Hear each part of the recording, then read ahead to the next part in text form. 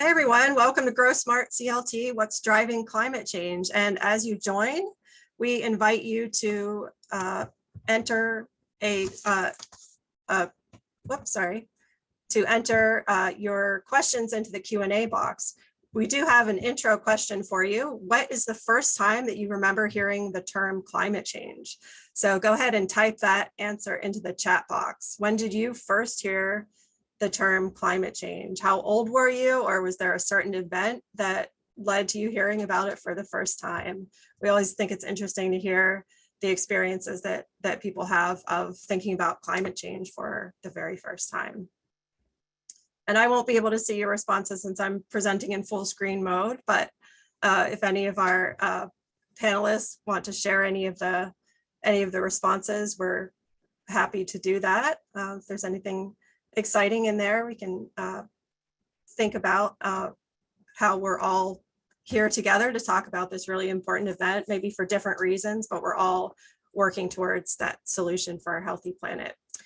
So we're going to go ahead and get started. Our event is called What's Driving Climate Change? And there are so many different causes of climate change, but one of the major ones is driving. So we wanted to focus on that as well as the associated land use. Just a few logistics. If you have questions for any of our speakers tonight, you can type those into the Q&A box, which you'll see at the bottom of the screen at any point during the presentation. So don't feel like you need to wait until the specific Q&A section to type your questions. You can ask those at any time, and then we'll answer them at the end of the event. And also, if you're asking a specific person, go ahead and indicate who you're asking. You can also use the chat box to make any comments you might have, or to share any information. We'll also be sharing some links that are relevant to tonight's presentation in the chat box, but also just enjoy the event and be really engaged and listen. Don't feel like you need to write down all of the information that you hear tonight. Tomorrow, if you registered for this event, which means if you're here, you must have registered. So you will receive a follow-up email from us that will have all of the links in it. So there's no need to write all of those down tonight. And whether you're a young person or an older person or somewhere in between, this event is for you, because climate change is an issue that is going to affect all of us, as well as people who haven't even been born yet. So whoever you are, we're glad that you're here, and feel free to introduce yourself in the chat as well. So this event is sponsored by Sustain Charlotte. I know a lot of you are already members of Sustain Charlotte, but if you haven't heard of us, we are a nonprofit, and we really try to advocate for sustainable land use and transportation choices. So we really try to make sure that Charlotte is a great place for everyone to live, even if they don't have a car. We want everyone to have a healthy environment and to be able to access opportunities. So that's really at the core of the work that we do. So there's a lot of ways that you can support us. You can volunteer for us, you can make a one-time donation, or become a Sustain Charlotte member. If you're part of a company that wants to support us, you can become a Sustain Charlotte partner, and we have some employee match giving programs. So your support helps make events like this possible for us. And you may have seen some headlines in the news recently about climate change in North Carolina. Just some pretty recent ones are the forest fire that's been burning and is finally now out on Pilot Mountain. There's Christmas tree shortages because of climate change.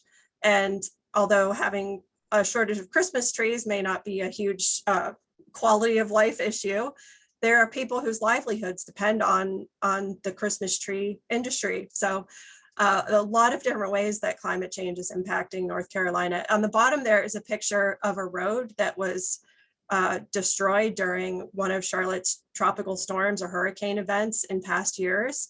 And North Carolina Department of Transportation is really struggling with their budget because storms have become more frequent and much more severe because of climate change. So a lot of roads and bridges and other important transportation infrastructure, which is anything that is built to support transportation, is getting damaged much more often than it has in the past because of really severe storms because of climate change.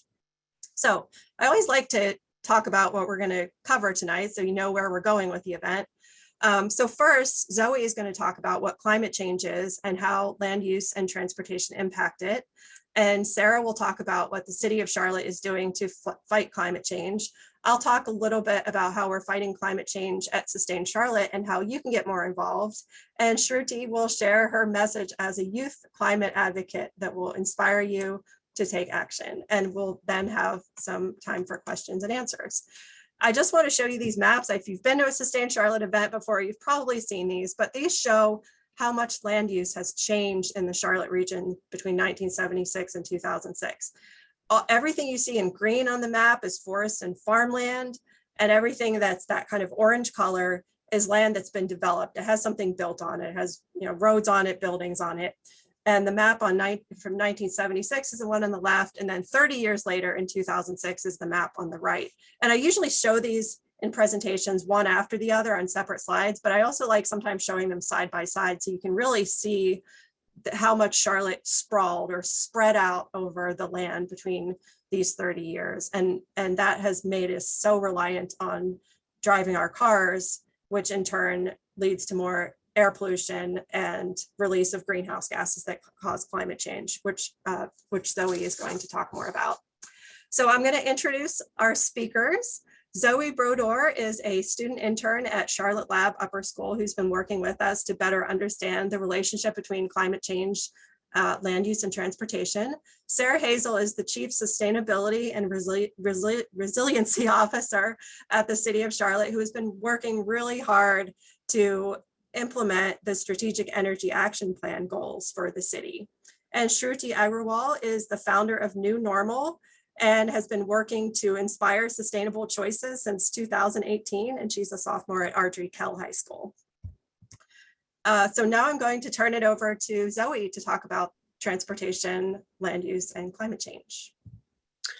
All right, well, thank you, Meg. Also, hi, I'm Zoe Brodeur. I am a sophomore at Charlotte Lab School, and I'm working as an intern here, and I am here to talk about how transportation and land use impacts climate change here in Charlotte. So I'm going to start off with some poll questions that we're going to have broadcasted across the screen. The first one is, how knowledgeable are you on the topic of climate change? So if you can go ahead and fill that one out.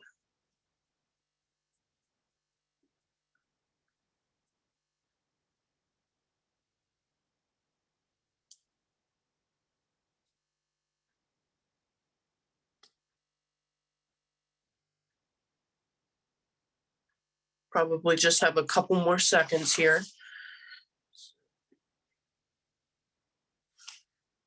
All right. So the results, it seems a lot of you are relatively somewhat knowledgeable on the subject, so that's good to hear. Nobody really seems to consider themselves an expert, which is also fine because we're here to talk about it and teach you about it. Okay, so moving on to the second question, which is, let's see, what do you think the highest source of greenhouse gases is in Charlotte? This one is more of a broad one, but we just wanted to see what you knew.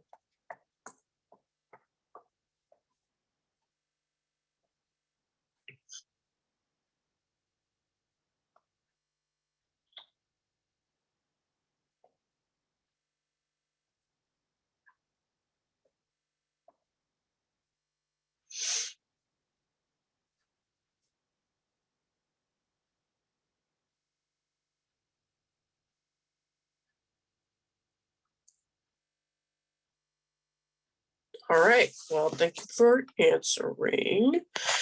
So these were the results. A lot of you said transportation, which is fair because it is in the title. So I could see why you would assume that.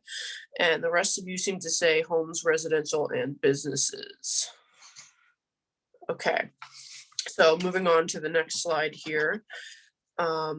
We have, first, we're going to start with a definition of climate change. So climate change is a long-term change in the average weather patterns that have come to define Earth's local, regional, and global climates.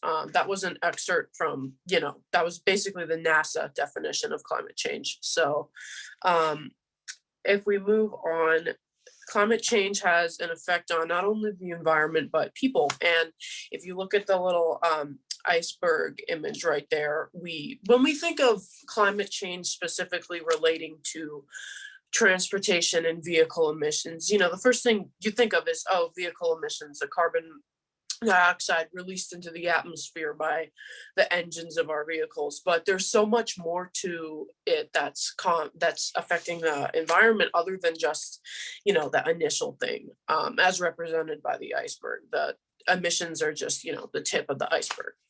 As we continue down, things you don't even really think of, such as concrete production, is insanely harmful to the environment. Particle matter, vehicle manufacturing, loss of natural land due to sprawling roads and such.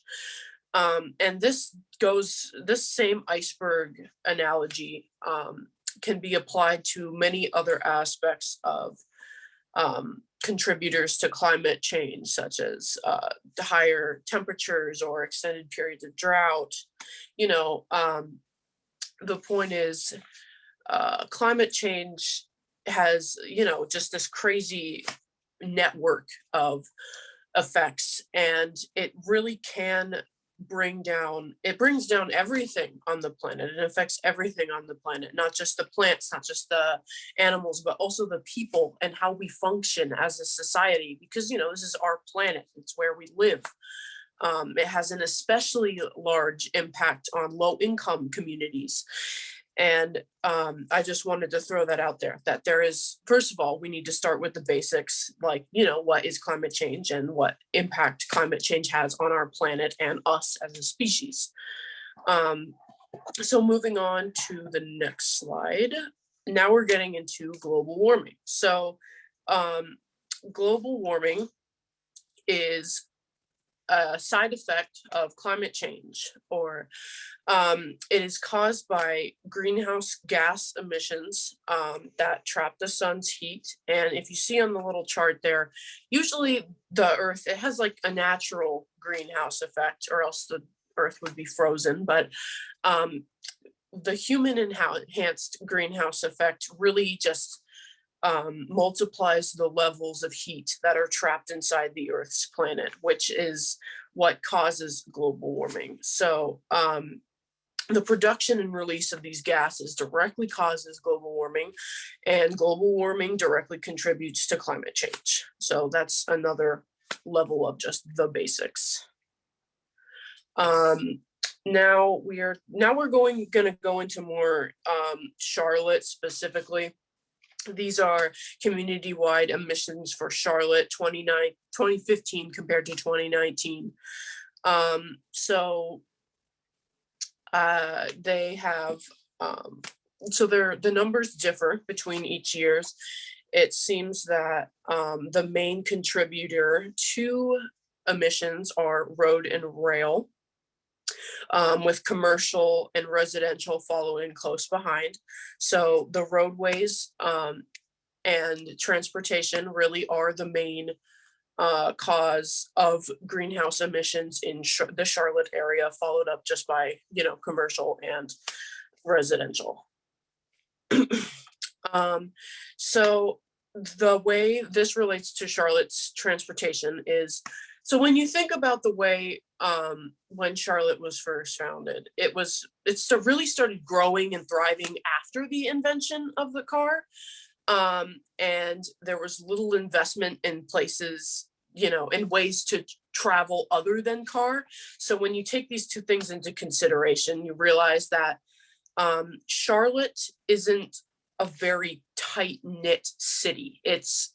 There are long roads between, destination A and destination B, and they really, they're unnecessary. Things are farther away than, for example, New York City, where everything's, right around the block from each other and you can walk and such, because New York was developed before the invention of the car. So since Charlotte was developed after the car, it really shows in the way that the roads are laid out.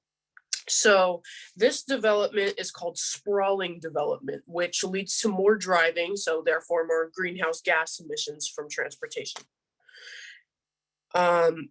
So now we're going to talk about the sprawling development seen on example on the left versus a clustered development, which is on the right. So the sprawling development is a lot like Charlotte, and the clustered development is a lot like New York. This graphic, we thought, very clearly illustrated that in a simple and relatable way. Wow, where in a sprawling development, everything is far away and you have to go on highways and back roads and go down all these little unnecessary streets just to reach, you know, the grocery store. And then you got to go to the bank, and then you got to pick your kids up from school, and you just end up, you know, for example, driving, let's say 25 miles on your everyday day-to-day errands. While the person living in the clustered development, where everything is knitted closer together, they only end up driving 2 miles doing everything the other person did. And another point you can make is you don't even have to drive in a cluster development. You can walk, you can ride your bike, you can, you know, skateboard, anything else. But the point is, cluster development is definitely something we should take into consideration and try to work for and think about, keep in mind as a model to further develop our city.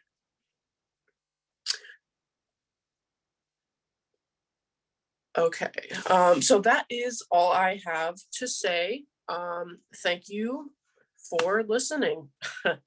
Thank you so much, Zoe, for explaining that relationship.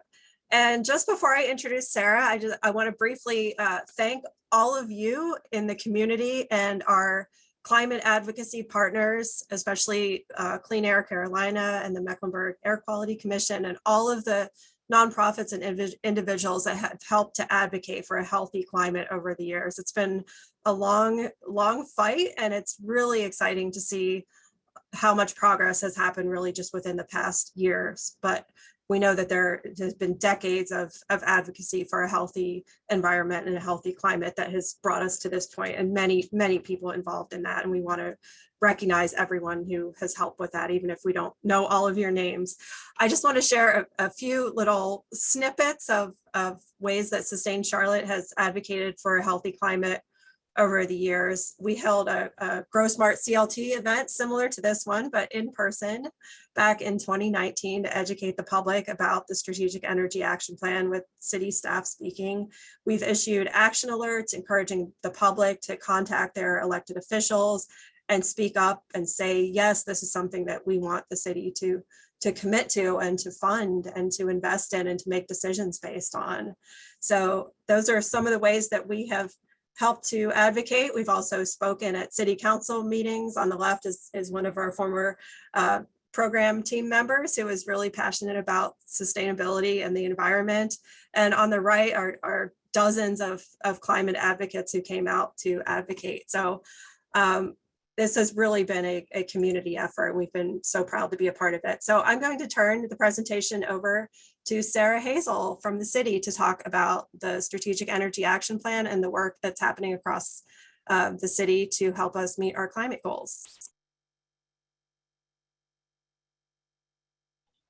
Okay, unmuted. Now let me share my screen.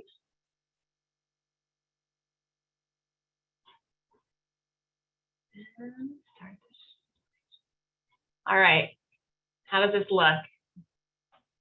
Can you see? Looks great. All right, great.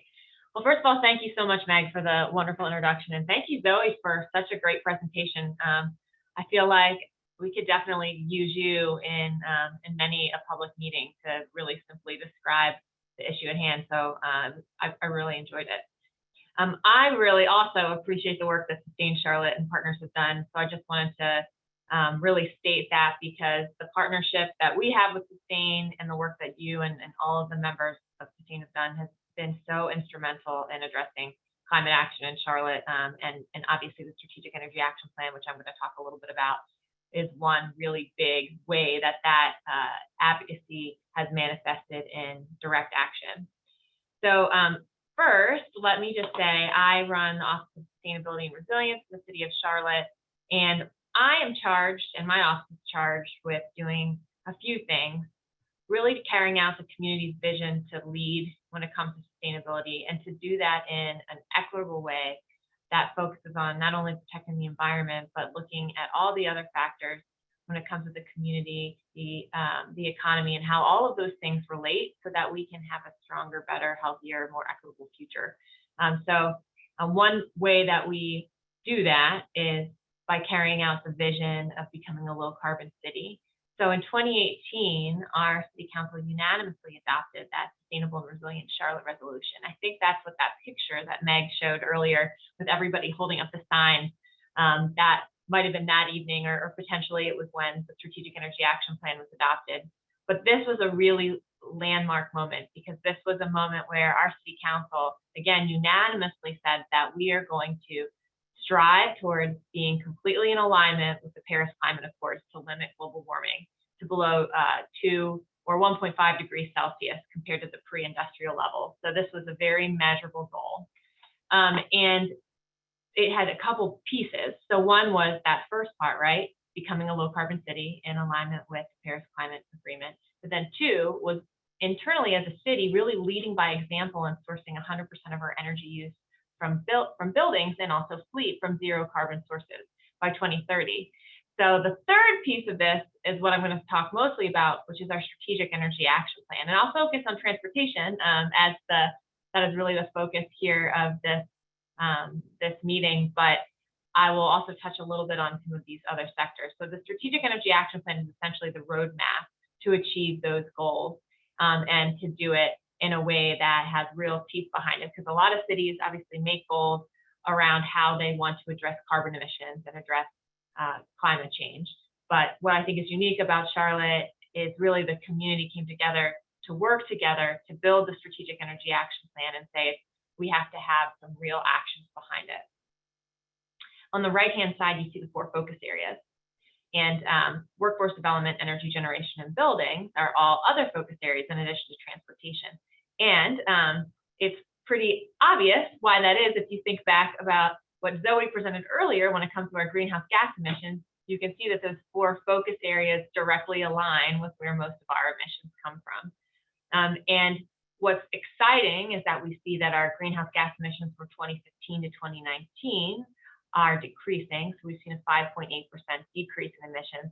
But I think the most important thing to take away from this visual, and I think what Zoe very drove home in a really succinct way, is that we have a lot of work to do, and transportation is a big slice of the pie. So over 40% of our emissions come from transportation. And then if you look around this pie and you look at commercial, government, residential, really a lot of those emissions are coming from buildings. So when you think about the actions that we need to take, it's really focused on those 2 key focus areas as a city. And so I just wanted to focus for a second on our strategy, which is kind of going around this circle, how we achieve zero carbon energy. And I highlighted too, reducing energy consumption and changing the energy consumed, because I think they directly relate to transportation. So reducing energy consumption, think about getting folks out of their single occupancy vehicles and walking, biking, taking scooters, micromobility, reducing the type of energy, reducing the amount of energy that's consumed when you take a bus instead of driving a car by yourself. And then changing the energy consumed, which is something that we've been really focused on as an organization, and thinking more about how do we drive vehicles that are powered by electricity, electric vehicles, versus vehicles that are powered by fossil fuels. And that gets at that Strategic Energy Action Plan goal that we have for 2030. So how are we doing it? I don't think I mentioned this, but my background prior to getting into local government was in the advocacy and campaign world, and I actually did a lot of environmental work. But I decided I wanted to get into local government because I just really thought local government was a place where people could make a huge difference and you could really be transformational. So I'm a little bit of a local government nerd. So the budget is absolutely and 100% the most important policy document that our city council puts out every single year. And if you look at the reflection of the investments, and this is just a snapshot of some of the investments this year that were made in the Strategic Energy Action Plan, you can see that there are investments in creating a low carbon city. And I know that St. Charlotte played a big role in advocating for a lot of these investments. So just to highlight a few, the city is investing big time in sustainable building infrastructure. So how do we reduce our energy usage and support more solar on our rooftops?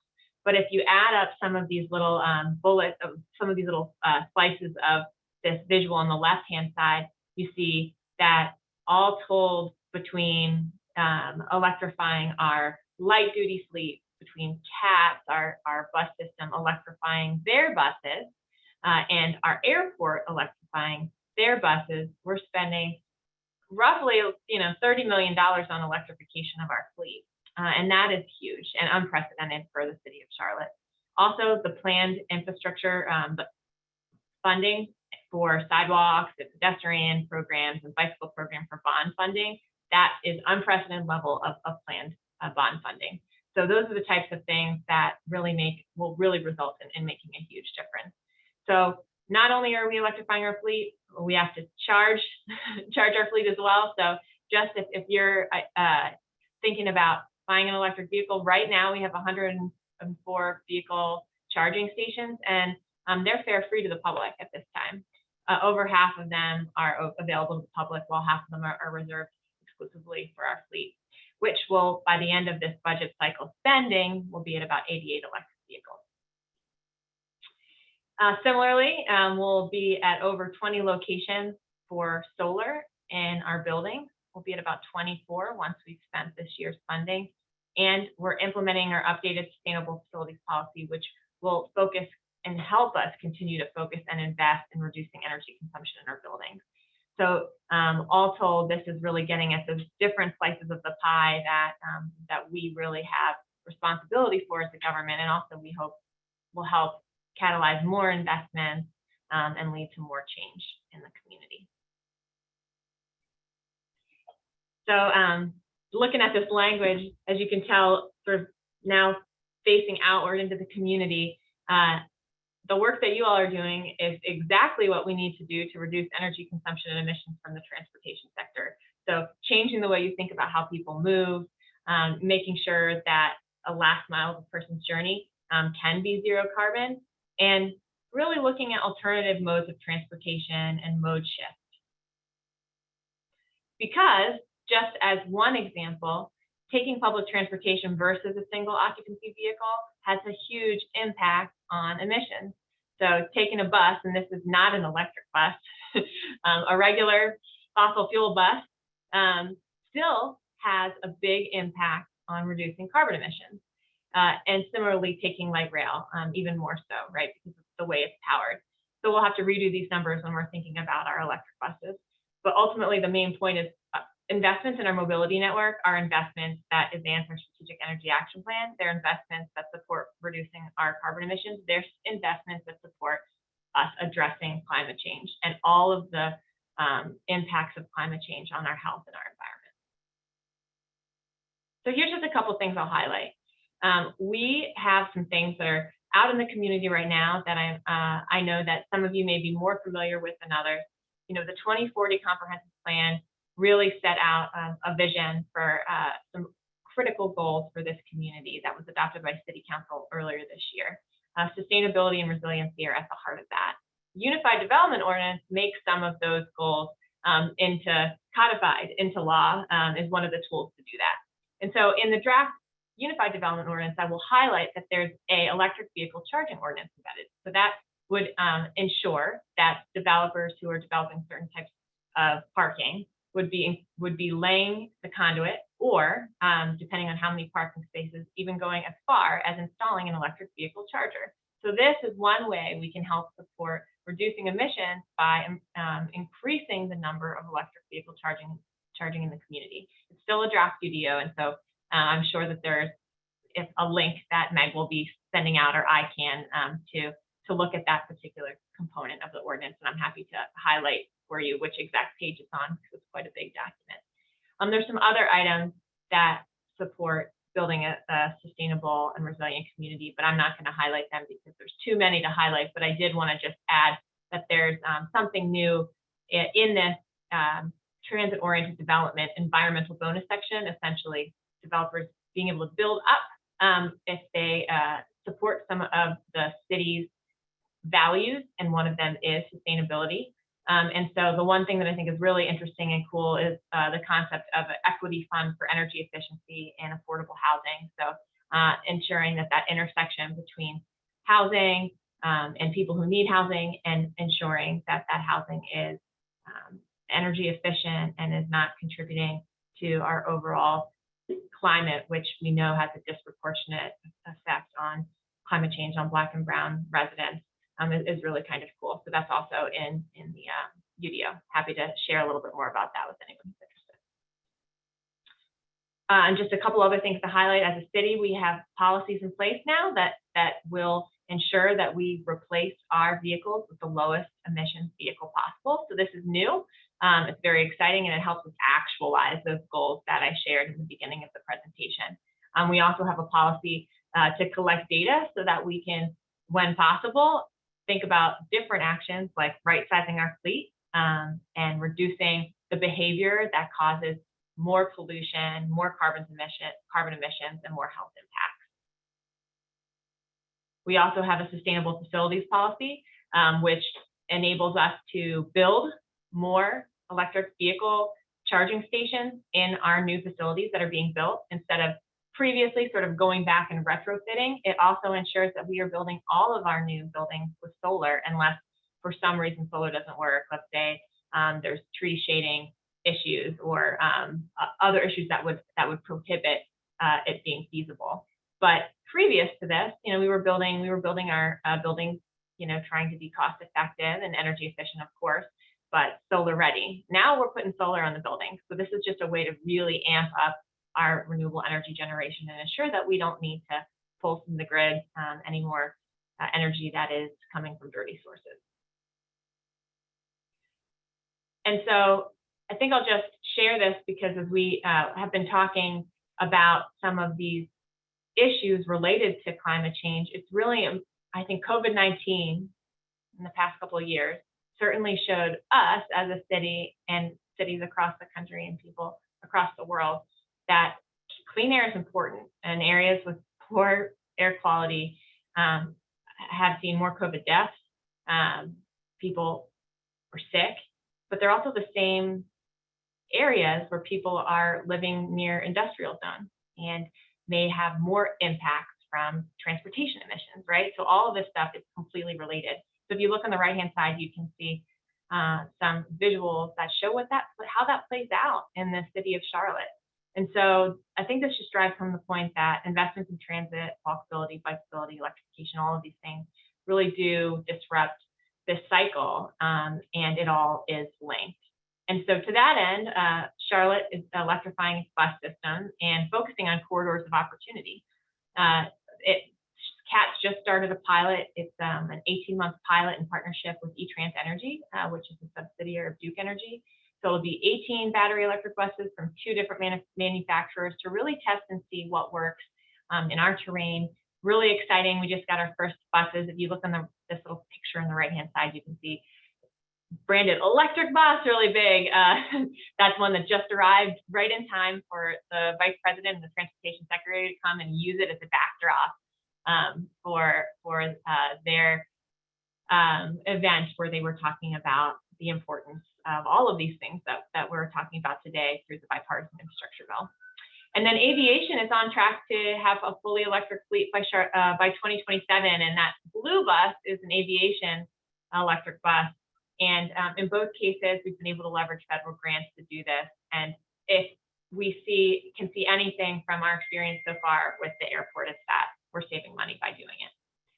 So I'll stop there. Here's some quick stats, and I'm happy to talk more about any of these items. But we're doing some cool things. We just recently won a grant to put EV charging in affordable housing paired with a low-cost car sharing opportunity. So that's a DOE grant that we partnered on. So a lot of things in the hopper. And I will also give a shout out. Shruti's on the call, but she's on our judging committee. But we have a competition that's out in the community for all college and university students who live who the college or university is in Mecklenburg County to help us brand our vehicles. So brand our electric vehicles and our low carbon vehicles, and help us use your creativity to help us share this message that we're doing this, we need to do more, we need to do it together. And the winner of the competition will receive $5,000. So you'll be paid adequately for your work. So that's just a little bit about what we're working on as it relates to transportation and addressing climate change. But I really, really appreciate the time and happy to answer any questions. All right, thank you so much, Sarah. And I will say, as somebody who has served on one of the external content work groups for the CAP, it's been a real pleasure just, working with the city and having that collaboration, and your staff have been so engaging as part of that process. So thank you for the city engaging. And just as a reminder to everyone, you can type any questions that you have for Sarah or Zoe or Shruti into the Q&A box, and we'll be collecting those and asking them during the Q&A period. So before I introduce Shruti, I want to talk just briefly about some of the things that Sustain Charlotte is doing to fight climate change and ways that you can get involved. So if you see something that I present that you're interested in learning more about, you'll get the email from me tomorrow. So feel free to reply to me and ask me for more details about how you can get involved. First of all, who needs to fight the climate crisis? Everyone. And I put a little bit of a hierarchy in here because we often hear about things we need to do as individuals, and those actions are very important, but we also need to be holding our institutions accountable. Companies that make products and provide services have a huge responsibility to be more sustainable and responsible with the way that they provide services and goods. Governments can really set the tone for companies and institutions to be able to do the right thing. So it's really important that we advocate to government and we hold government accountable and work with them. Nonprofit organizations like Sustain Charlotte and all the organizations in the Charlotte Mecklenburg climate leaders, faith communities can be a very powerful voice for climate change advocacy. So if you're part of a faith community, it's a basic kind of human rights issue, really, an equity issue of how climate change impacts humans and disproportionately impacts low-income communities and communities of color. Schools and universities not only play a role in educating young people and people of all ages about climate change, but they can also make more sustainable choices in their own operations. And neighborhoods and individuals can also be very involved in climate change, directly making sustainable choices in our own lives, as well as by being advocates, calling on these other sectors to make sustainable choices. So I'll just share a few ways Sustain Charlotte works to support a healthy climate. We host and organize events to help the public learn about and experience sustainable land use and transportation choices. So again, just put a few clips from some of our events. We've been holding some online events as well as in person. So we hosted one about ending traffic deaths in Charlotte with the Vision Zero program that the city organizes. And that's important because in order for people to be able to walk and ride bikes more and reach their bus stops, they need to be able to do it safely. So the city needs to invest in safe ways for people to get around. On the bottom left is a picture from our Biketoberfest event that shows people what it's like to ride a bicycle for transportation. And I know we have some people attending this event who are almost full-time bicycle commuters. So thank you to everyone that sets that example and reduces your carbon footprint in your own life. We also host events like the one on the lower right to introduce people to ways to walk around our community and meet other people who like to walk, so that taking those short trips, maybe to the grocery store or a restaurant, that some of us can reach in shorter distances. We can do that by walking and biking instead of getting in our cars. And then in the upper right is a picture from our Charlotte Sustainability Awards, where we recognize the great work that other organizations and individuals are doing to support a healthy environment and sustainability. We also advocate for sustainable land use. As we showed you, both Zoe and I showed you, there's a very close link to the way that our community is built and how much driving it takes to get around, and even whether we can use different forms of transportation to get around. So as Sarah shared, the Charlotte Unified Development Ordinance is going to be the set of rules that will determine how Charlotte grows in the coming decades. So the vision for Charlotte's growth has already been approved by City Council. That's called the Charlotte Future 2040 Comprehensive Plan. And we did advocacy for more types of housing to be allowed to be built in Charlotte. So a large amount of Charlotte's residential land only allows homes for one family to be built on it. But if we want to grow in a sustainable way, where our community is easier to get around without a car, we need to make better use of our existing developed land. So we don't just sprawl into the forest and farmland and build more roads. So we really have advocated for more housing choices in Charlotte. And that's called smart growth. It's a part of smart growth. It's building communities in a way that people can get around by walking, biking, and public transit, and it makes good use of the existing development. You can also give input on the Unified Development Ordinance. We'll share that link with you tomorrow. There's a public comment period that is open till January 14th of 2022. So you have about a month to get your comments in, and it's a big 600-page document, but don't worry, because there's a 26-page kind of cliff notes version of it that we'll share in the follow-up email tomorrow. And Sustain Charlotte is also working on some just kind of talking points. If you care about climate change and want to see the community grow in a more sustainable way, we can suggest some comments that you can consider as you prepare your own comments on the Unified Development Ordinance to tell the city that you want to see a climate resilient future for Charlotte. We also advocate for transportation choices like scooters, bicycles. On the upper middle there is the new protected bike lanes on Parkwood Avenue that the city cut the ribbon on just a month ago. The new Gold Line streetcar phase 2 opened just recently, so that is connecting East and West Charlotte. We also do a lot of advocacy for the CATS bus system. As Sarah showed you, even when the buses aren't electric, and they are moving towards electric, but even when they're not, there's a much lower climate impact of taking public transit compared to driving your own car. We also advocate for Mecklenburg County's Greenway system to be built out. We know that greenways are really important for our mental health, our physical health, but a lot of people also use them for transportation. But we have a pretty fragmented network of greenways right now, a lot of them that aren't fully connected. And then, as Sarah mentioned, the budget is really critical. We need to really, as a city, invest in transportation choices. So this past budget for the city of Charlotte was the most ambitious one that we've seen yet, to make it easier for people to walk and bike and reach those public transit stops. So we need to see our city continue to invest in transportation choices.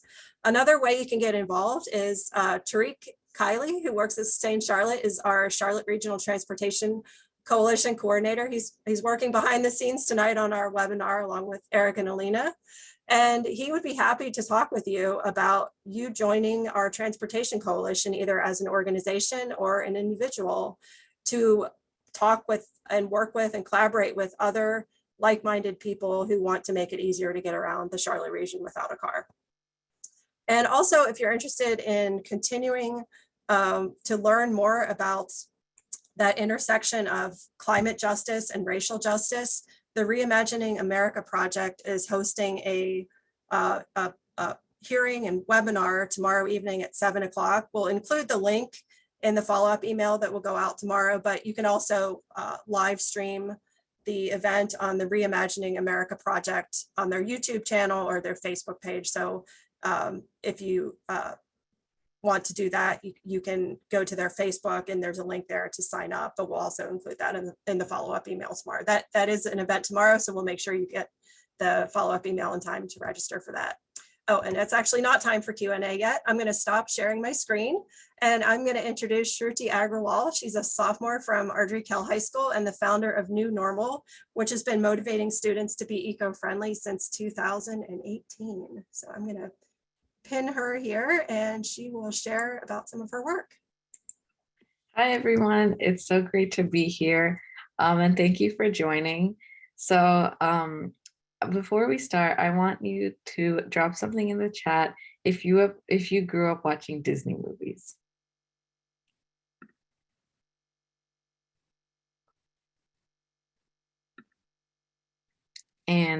if you did watch Disney movies, have you ever heard about Frozen 1 or Frozen 2?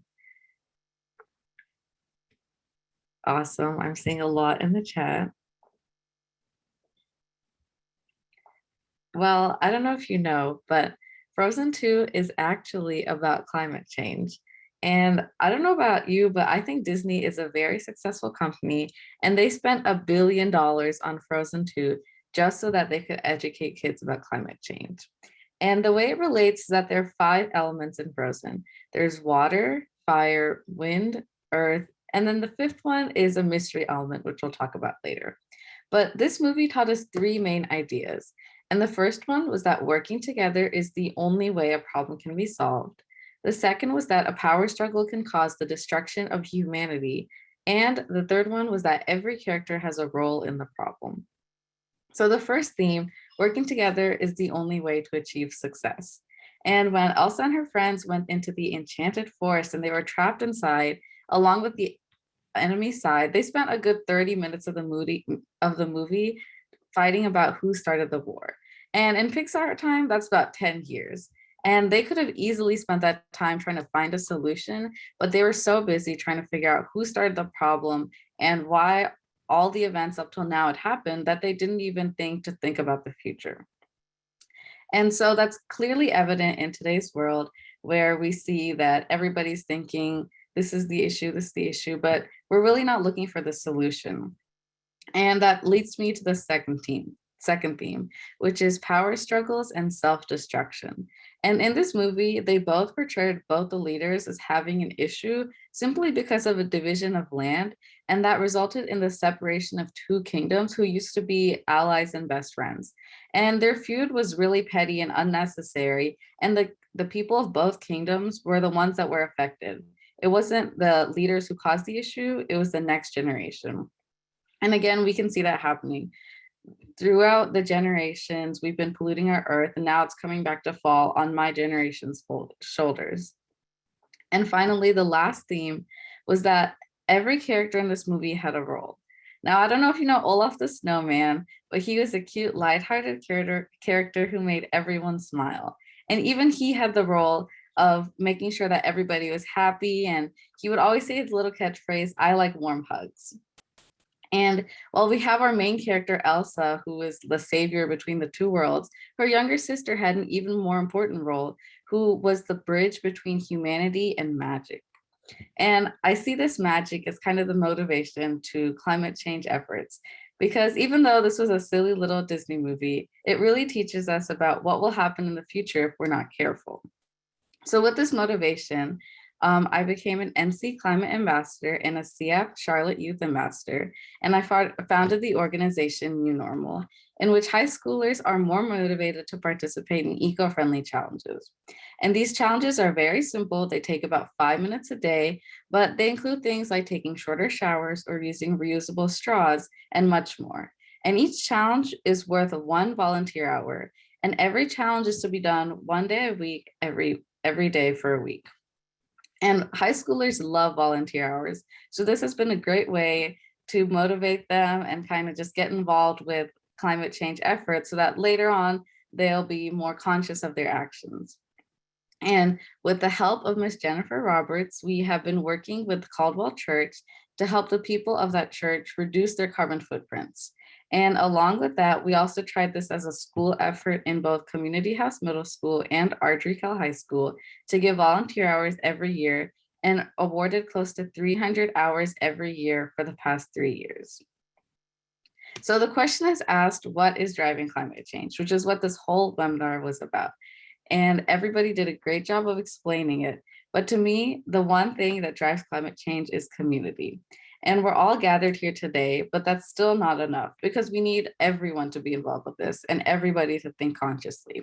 So whatever your motivation is, use it with a passion, influence other people, involve friends and family, and make a huge deal about it. Be as over the top and extra as you want. We won't have long for our Earth, but together we can secure a future and make sure that my generation is able to live through the wonderful opportunities being passed down. So what do we need to do?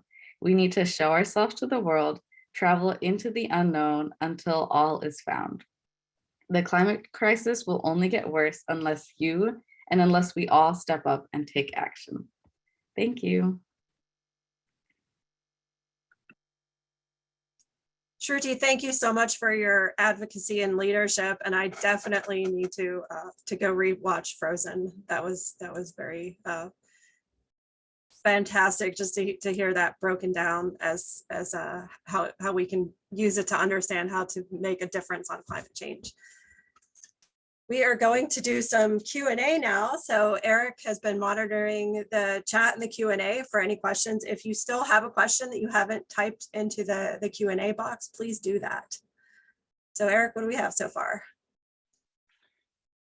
Hey, Meg. It looks like I had a couple questions relating to some of the presentation, and I think maybe Sarah, if you could maybe describe or give everybody a better idea of what the commercial, residential, and industrial segments of greenhouse gases are made up of.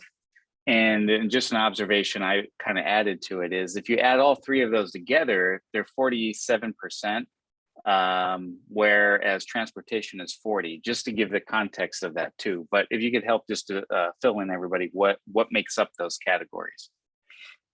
Yes, sure. That's really a good question. And I can also drop a link, the larger explanation of the inventory after I share with you a little bit more about it. So commercial, government, and residential sectors are the greenhouse gas emissions that are emitted from electricity and natural gas use in buildings. So that's specifically personal homes, businesses, and public buildings. I can just quickly run through it. The industry sector includes emissions from like local generators, construction, any other energy that's used for large energy customers like factories to operate. And then waste includes nitrous oxide from wastewater treatment. Aviation refers to aviation emissions, so related to the fuel used to travel. Thank you. Your observation, Eric, is accurate. Buildings. Yeah. Awesome. Next question, I think is for you as well, Sarah, is what big items really need to change in Charlotte in order to reach that 2050 goal of 2 tons per person for carbon dioxide? What would be the biggest, item or items that need to change to reach that goal? I think changing the way we move around the city and changing the energy that's generated to renewable sources. So as Duke Energy grid becomes powered by more renewable sources and people are doing more transportation that uses less energy, those are the 2 biggest things that can make the biggest difference. And this one is sort of related to the buses and what the city is doing, right? So I think you mentioned that the goal was to by 2030 to get the fleet to be carbon neutral or powered by zero carbon sources. Zero carbon sources, right? So so the 3.9%, I believe, which is there, that would be almost zero then by 2030, and actually be maybe one of the first segments to reach the 2050 goal. Sorry, I might need you to repeat the question. Sir, just curious, I guess, and this relates to another one related to when electric buses will all be electric, and then will the government, all of its fleet be carbon neutral by 2030, I guess, and that that segment of the pie that was 3.9% of government, would that be near zero by that point? So it's all of those combined, if they're related, but. Yeah, okay, now I understand your question. So that government section is focusing a lot on the energy that's used from buildings. And so it's a combination of a variety of actions. So as our fleet gets to zero carbon by 2030, which is the goal, and I'll say that there are a lot of things that need to happen to reach that goal, right? So like when we talk about fleet, the city most notably has buses, and we're starting to electrify our buses, which is really exciting. But we also have fire trucks and other really large vehicles that electric technology is just on the cutting edge for.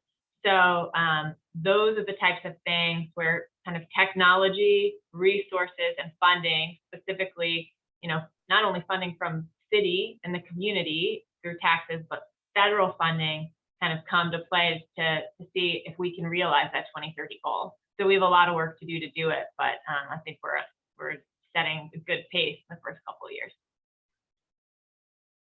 Good, nice. And I don't know if you mentioned, do you have a timeline of when all the buses will be electric? So for our aviation buses by 2027, CAS is building out a plan to be electric by 2030. But part of this pilot is to really evaluate the data and to determine exactly how that moves forward. Okay, good, thank you.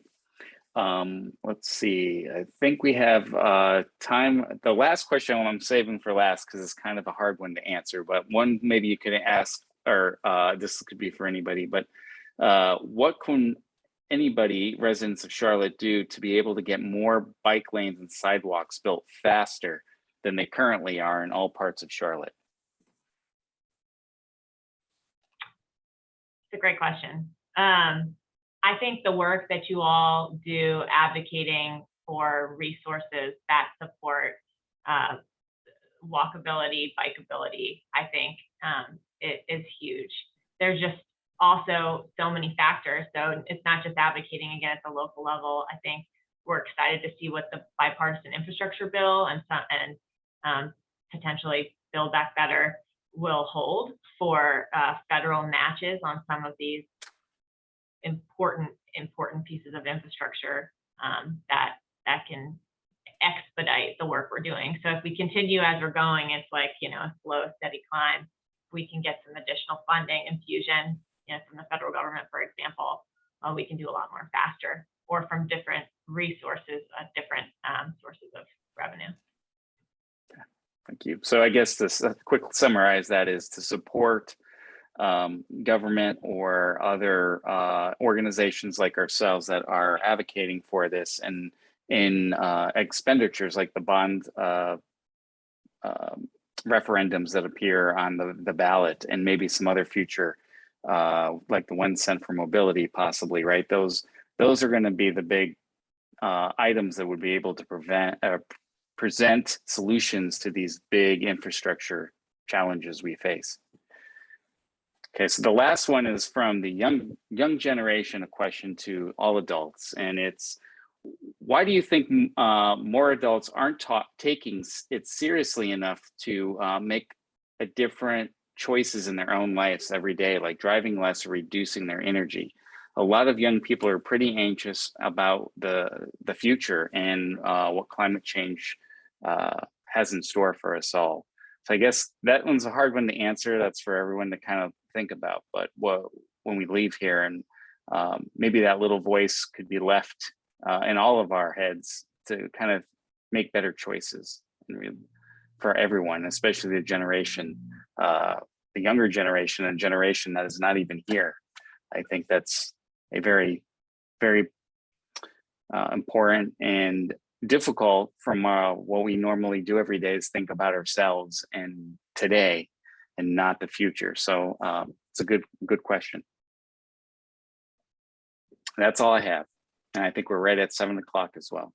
Thanks, Eric. And if Shruti or Zoe has any final thoughts on why adults aren't taking climate change more seriously, many of them, or talking about it, or any final thoughts, you're welcome to share those. And I also just want to remind everyone to keep an eye out for your email tomorrow that will have the links that were mentioned in the event. If there's anything that we happen to miss, feel free to send me a follow-up email to that and we'll get that out to you. And I really, really want to thank Sarah, Shruti, and Zoe, not only for the time they spent with us tonight, but for all of the work they did to prepare and for all of the ways that they advocate for a healthy climate. So if they have any final closing thoughts, they're welcome to share those. Well, I guess adults really I feel like some people, well, not everyone, of course, but some people just see climate change as like a secondary issue, like especially with COVID and like the whole pandemic and everything, like people feel that there are much bigger problems to solve before climate change. And I feel like even like during school and like in my age, like we're not really taught to really think about climate change, really hope for the future. We just kind of like learn about it in a class, take a test and a finish. So I feel like starting like in my age, it'll be better like to really like help students realize like how big of an issue is, because when I get older, like I'll actually see it as an issue we need to resolve quicker than we're acting right now. But yeah. Thank you, Shruti. All right, well, everybody, thank you so much for attending. I hope you learned something tonight. I was very inspired, so I'm sure everyone else is coming away with some new ideas, and hopefully you thought of at least one way that you can take action. So keep an eye out for that email tomorrow, and we look forward to seeing you in the new year. Have a healthy and happy rest of 2021. Good night.